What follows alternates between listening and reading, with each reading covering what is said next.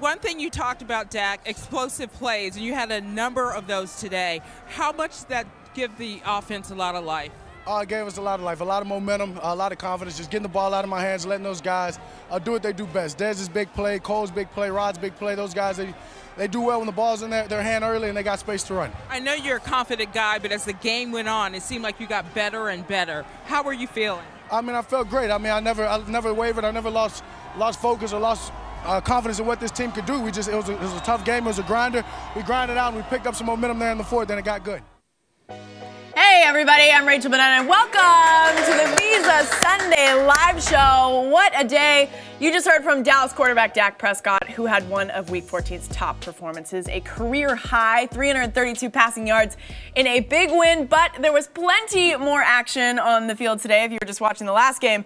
And Phillies fans know it wasn't all good. So let's get right into it and see what is trending with the Visa Speed Recap. Things move fast with Visa, so pay attention. Ready, set, let's do this. The week began Thursday night in Atlanta. Matt Ryan threw 3 picks, uncharacteristic for him, but the Falcons won a crucial division game anyway, 20-17, over their rival from the Big Easy. And arguably the game of the day, the Panthers outlasted the Vikings with Jonathan Stewart rushing for more than 100 yards and 3 scores. More on Carolina later in the show. Staying in the NFC South, the Bucs lost to Detroit 24-21. Matthew Stafford was banged up, but he still almost threw for 400 yards, keeping Detroit around in the playoff race. As we mentioned, Dallas beat the Giants 30-10 in New Jersey to improve to 7-6. Dak Prescott was awesome. 3 touchdowns, and the Cowboys are also still alive in the NFC. In the AFC, the Colts and Bills played in a blizzard. It was amazing to watch, and Buffalo won it in overtime with Shady McCoy's touchdown run. The Raiders went to Kansas City, and it didn't go well. The Chiefs got an 11-point win. Kareem Hunt got back on track in a much-needed KC victory. The Browns and Packers did battle on Fox, and Cleveland came oh so close before Devontae Adams scored in overtime. Green Bay improves to 7-6, and with Aaron Rodgers returning soon, this is a little bit of a shocker. The Bears went to Cincinnati and beat the Bengals. Jordan Howard had a big day on the ground, but man, what is up with the Bengals? The 49ers went to Houston, and Jimmy G got San Francisco a win, 26-16. 334 yards and a score for the young QB. I think the Niners have found their franchise quarterback. The Broncos shut out the Jets in Denver. Demaryius Thomas had 8 catches for almost 100 yards and a score to help snap an 8-game losing streak. The Titans went to Arizona and lost. Phil Dawson was the scoring difference. He kicked 4 field goals for the Cardinals in the 12-7 win. The Chargers took care of Washington 30-13. Phillip Rivers threw for 300 plus in 2 scores as LA improved to 7-6 and kept pace with Kansas City in the AFC West. The Seahawks and Jaguars game ended up with an ugly incident, but before that, Jacksonville got a nice game from Leonard Fournette to take over the AFC South lead. The Eagles clinched the NFC East title, knocking off the Rams in LA 43-35. Carson Wentz was awesome until he injured his knee. And in the game that just ended, the Ravens and Steelers, oh my goodness, Pittsburgh jumped out to a quick 14-0 lead. Baltimore climbed back, but Big Ben, Antonio Brown, and the Steelers were too much. 39-38 the final. The Steelers are your AFC North champs. There you go. You're all caught up. We told you one of the games of the day was in Carolina. The Panthers took down Minnesota to improve to 9-4. Recently, I had the pleasure of traveling to North Carolina to see what the Queen City is all about. I packed super light. Seriously, all I needed was my Visa card and phone. And since the Panthers are tied for the NFC South lead, pay attention. You might be heading to Charlotte soon, too.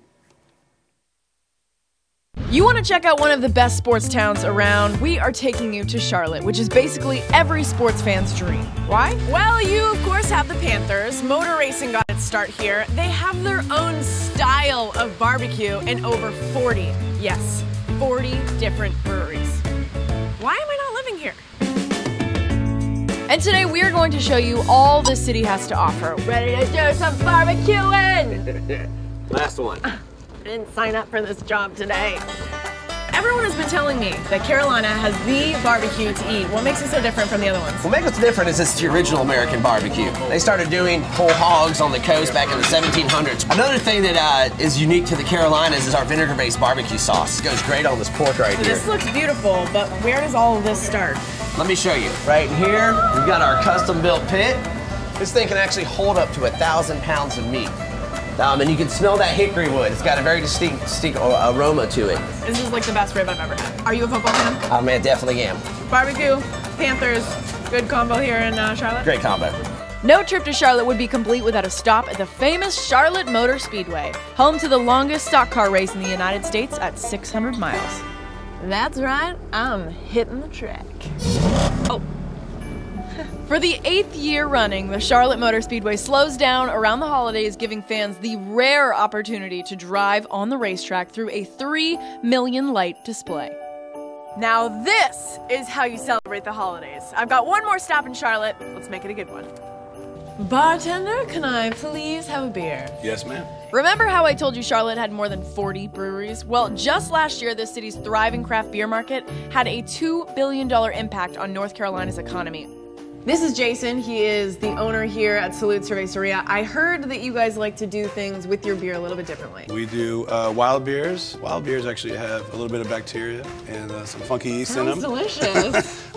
They go great with fruit. Yeah. They're very sharp, so if you love white wine, you'll love our sour selections. So what is it about the Panthers that you like so much? They've only been in the NFL, 20 some odd years, and we've made 2 Super Bowls, and we're consistently every year in the hunt, which is, as a fan, is all you can ask for.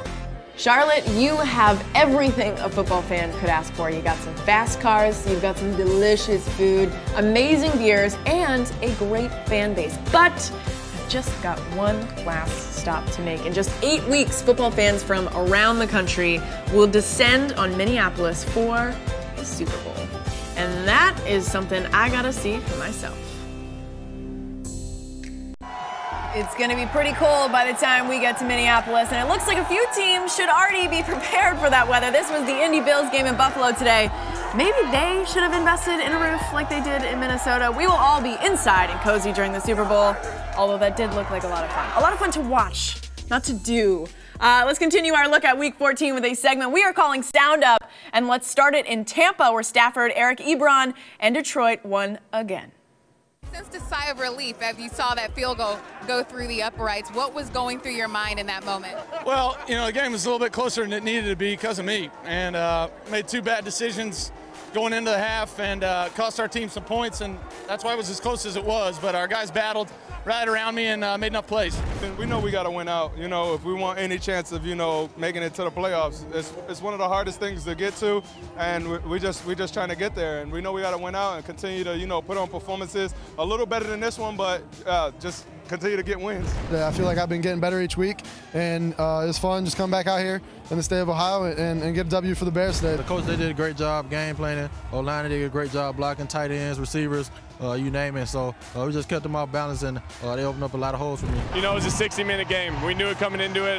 We talked to the guys last night, and it turned out to be a 60-minute game. Came down to the last series, so well-fought game, though. This was a fun win. It's a great place to play. Browns played their butts off, gave us a run for our money, and we came out victorious. So we're happy, and we got to keep this thing rolling. Yeah, I just want to step up and make a play for my team, and all game we hadn't been doing our best, myself included on defense. We just had to make one play. I'm just glad I could make it, and now we get to wear the hats, NFC East hats. I can't wait to watch, the news, everything, because Roethlisberger, he should retire after he played us. Flacco ain't having no more. All week you're saying Russell Wilson's an MVP candidate. What y'all gonna say now?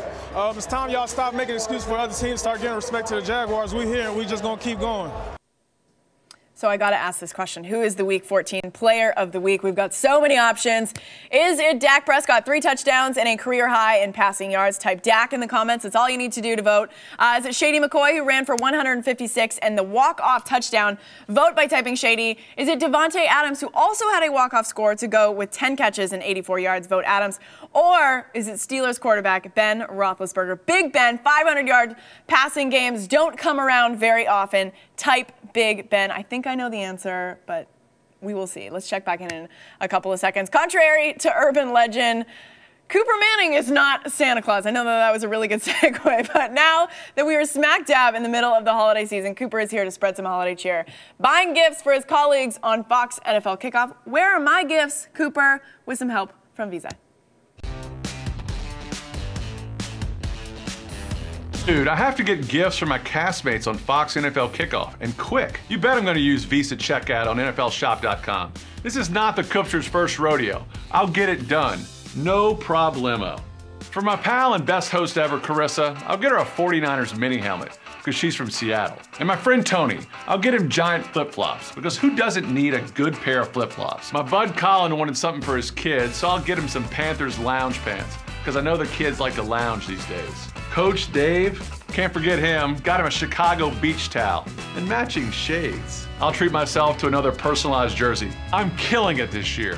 What was that? Do those people like those teams? I think so. I got on kind of a roll though. Couldn't really slow down too much to think about that. I was too busy checking out fast and easy with Visa Checkout. And what'd I get you? A Bills necktie. I know you're a Jets fan, but I thought red is more your color. Try to act surprised.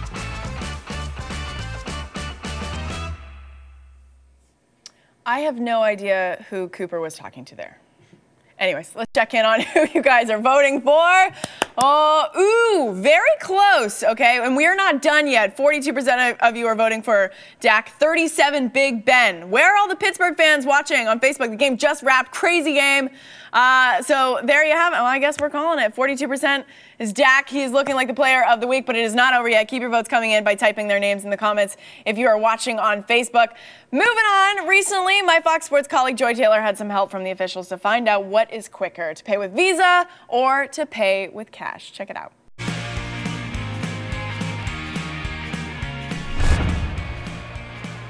Let's see which is faster, paying with cash or paying with Visa. You gotta push yourself! There you go! You quitter. Unsportsmanlike conduct on the coach for excessive browbeating.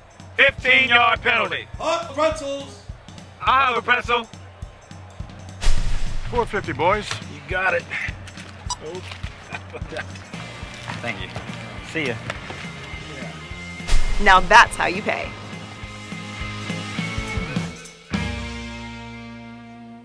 Thank you, Joy. Okay, let's check in one last time. Everyone got their votes in to see who will take home the Week 14 Player of the Week. That is way too aggressive of a drum roll for a Sunday, okay? And it is it tied? My screen is tied. Who won? Big Ben. Big Ben?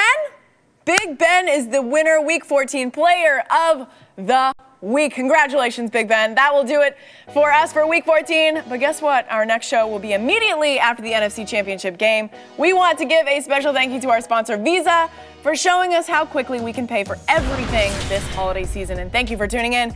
We will see you again on the Visa live post-game show on January 21st. By then, we will be participating in the Super Bowl. See you then.